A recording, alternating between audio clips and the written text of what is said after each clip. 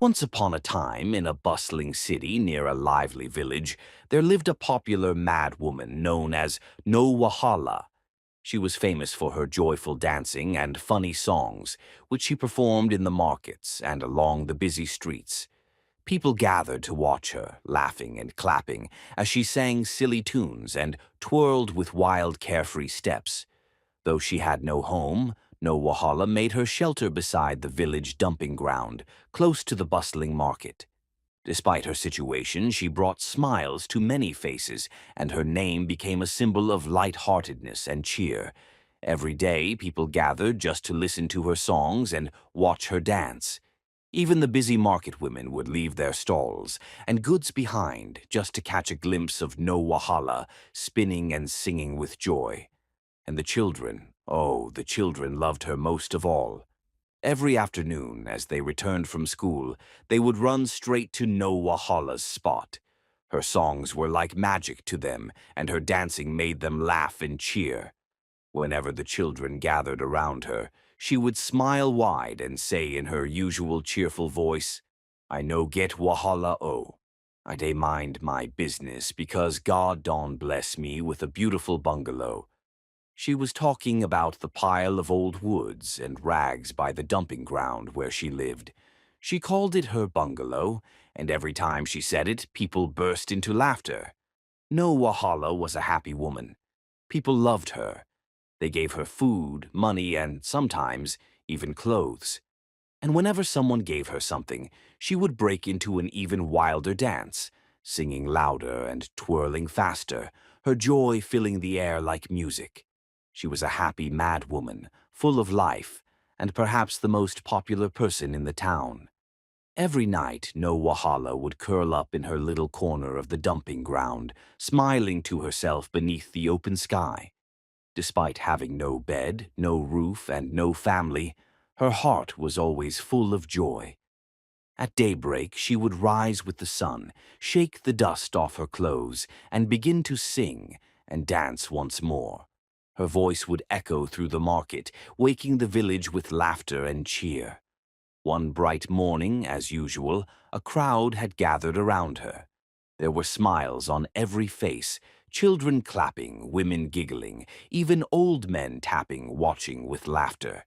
Just then, a man driving along the nearby road noticed the cheerful crowd.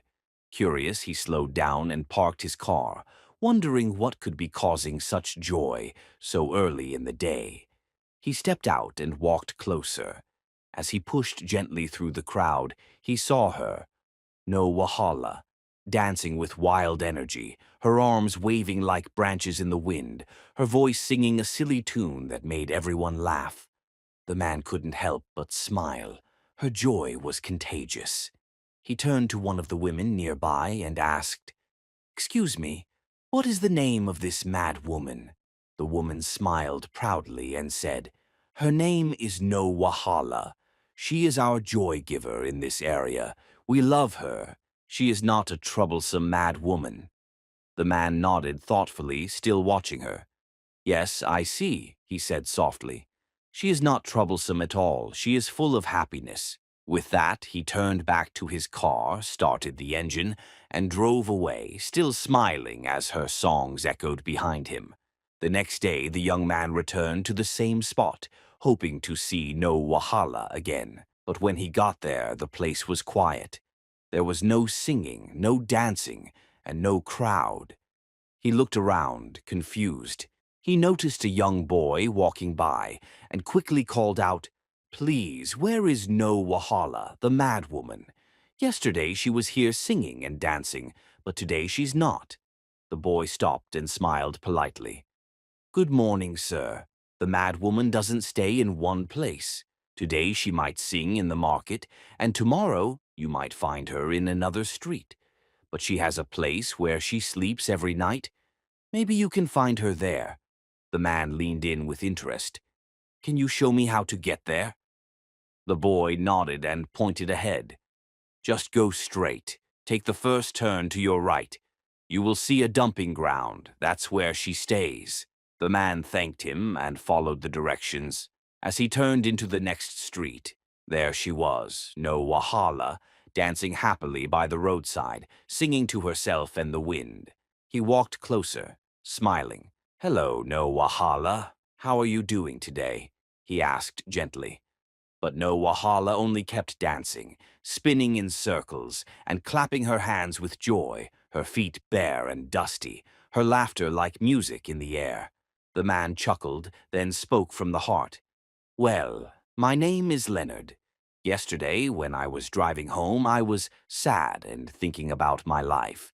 Then I saw a group of people watching you, so I stopped and joined them. To my surprise, you put a smile on my face. You lifted my spirit, and I just wanted to come back and thank you." Still, No Wahala didn't stop. She danced even harder, lost in her own joyful world, as if she hadn't heard a single word he said. Leonard stood there watching her. Though she didn't speak, her dancing said everything. It was her way of talking to the world. And somehow, that made him smile again. Leonard stood there, still watching her dance, then gently continued. "I really want to appreciate you for putting a smile on my face yesterday, and even now, so I have made up my mind. I want to put a roof over your head, so you won't have to keep sleeping here in this dumping ground anymore." For a moment, No Wahala paused. She stopped dancing, turned to him, and burst into laughter. "Oga," she said, grinning wide. "You want build me palace? Because na only palace go make me leave this my bungalow." She stretched out her hands proudly, pointing at the dusty heap of scraps and old cartons behind her. Leonard couldn't help but laughed. There was something pure and playful in her response, simple, yet full of pride. "Well then," he said with a smile, "maybe I will build you a palace, or at least something better than this your fine bungalow." No Wahala twirled again and broke into song, her laughter echoing in the air. She didn't say yes and she didn't say no, but her eyes sparkled with mischief and joy. And Leonard?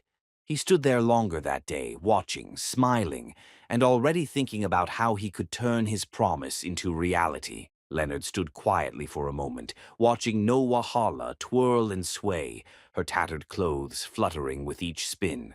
Then he spoke again, his voice softer, more personal. "No Wahala, despite your condition, you are always happy. But look at me. I have everything a man could ever pray for: money, a mansion, and a beautiful wife. Yet, I am not a happy man." She paused, tilting her head curiously, her eyes wide and playful. "Since I married my wife," Leonard continued, "I have lost my joy. I love her deeply, but from the very day we got married, she has been sick. I have taken her to hospitals, many hospitals. The doctors all say the same thing. She is medically fine. I have gone from one pastor to another, prayed, fasted, but her condition has not changed." His voice cracked slightly as the pain slipped through. "It's been over 3 years now. I never wanted to leave her. I made a vow. But the weight has been heavy. I have forgotten how to smile, how to laugh, until I saw you." He looked up at her, his eyes misty. "That day when I stopped and watched you dance, something happened. You made me smile again. You reminded me of being happy. That is why I want to do something for you. I want to give you a roof over your head, not because I pity you, but because you gave me something I lost a long time ago." For a moment there was silence. Then No Wahala burst into laughter again, crossing her eyes and pulling silly faces, flapping her arms like a bird. She spun in circles, singing a nonsense song at the top of her lungs. Leonard blinked, and it hit him. He had poured his heart out to a mad woman. He chuckled to himself, shaking his head gently. But even then, as he watched her dance and laugh like nothing in the world could ever go wrong, something inside him felt lighter. Leonard returned to his car, still slightly dazed from the strange encounter. As he sat behind the wheel, he ran his fingers through his hair and muttered to himself, Wait. Did I just share my problem with a mad woman? Oh my God, what is wrong with me? Am I sure I'm still okay? Or has my wife's condition finally touched my brain?" Shaking his head, he started the engine and drove off. thoughts swirling like a storm in his mind. The next day, Leonard sat down with his close friend over drinks. After a long pause, he opened up. "Yesterday, I met a woman they call No Wahala, a mad woman. She was dancing in the street, and somehow she made me smile. I ended up telling her everything about my wife, her illness, my pain. I even decided I'm going to build her a small hut to live in." His friend stared at him, then raised an eyebrow. "Wait a minute, Leonard," he said, leaning forward. "You told a mad woman your problem? What were you thinking? Are you sure you are not losing it? I know your wife's condition has been hard on you, but this is not like you. I believe one day God will heal your wife." Leonard looked down, a deep sigh escaping his chest. "That's my prayer," he said quietly. "I just want my wife to be well again. I want to see her smile. It's been over 3 years since she fell sick, and no one can explain why." His friend softened his tone. "Leonard, if you want to build a house for the mad woman, go ahead. I won't stop you. You have always been kind-hearted, a generous man. Maybe she doesn't understand what you said, but kindness never goes to waste. But please don't go pouring your heart out to mad people again. Hold yourself. God will see you through." Leonard nodded slowly. "Amen," he replied. "I pray that one day God will hear me and heal my wife." "He will," his friend said, placing a hand on his shoulder. "Keep praying. One day your miracle will come." After a few days, Leonard finally completed the small hut he had built for No Wahala. Excited and hopeful, he went to her usual spot by the dumping ground and found her dancing and singing as always. "I have built you a hut," he said gently. "A place to sleep so you won't have to stay here in this dumping ground anymore. Come with me, let me show you your new place." But No Wahala only burst into laughter. "Are you a madman?" she said, eyes gleaming with mischief. "How can you tell me to leave my bungalow, my personal residence?" Leonard smiled. "I am not a madman," he replied with warmth. "What I built for you is far better than this. It's a palace." Suddenly, No Wahala's eyes widened in surprise. "Wow! This man, are you a man or a girl's or a boy's?" she asked playfully. "You won't give me palace? I go like am," Leonard chuckled, and led her to the hut he had built with love and care. But the moment she saw it, her mood changed. "Wait, oh," she said sharply, scanning the small hut.